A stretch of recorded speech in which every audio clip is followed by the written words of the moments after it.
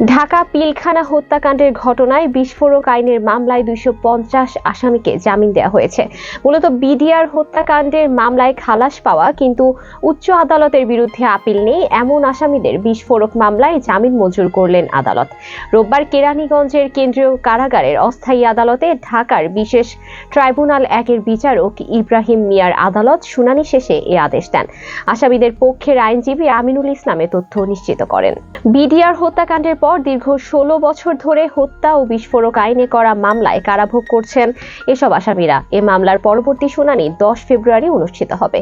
হত্যা মামলায় খালাস পেয়েও বিস্ফোরক মামলা সাক্ষ্য গ্রহণ পর্যায়ে থাকায় বন্দী আছেন অভিযুক্ত বিডিআর সদস্যরা। বিচার প্রক্রিয়ায় দীর্ঘ সূত্রতার অবসান ঘটিয়ে বিচার প্রার্থীরা কারামুক্ত হবেন এমন প্রত্যাশা জানিয়েছেন স্বজনরা। এই মামলায় মোট আসামি 864 জন, এর মধ্যে মৃত 56 জন এবং পলাতক রয়েছেন 21 জন।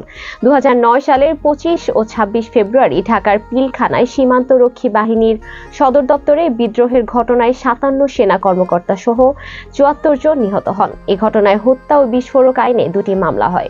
হত্যা মামলায় খালাস বা সাজা ভোগ শেষে বিস্ফোরক মামলার কারণে 468 জনের মুক্তি আটকে আছে। হত্যা মামলায় 850 জনের বিচার শেষ করা হয় এবং 2013 সালের 5 নভেম্বরে তা করা হয়।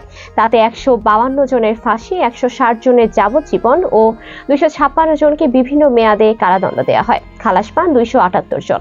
2017 সালের 27 নভেম্বর সেই মামলার ডেথ রেফারেন্স ও আপিলের রায়ও হয়ে যায় হাইকোর্টে। তাতে 139 আসামির মৃত্যুদণ্ড বহাল রাখা হয়।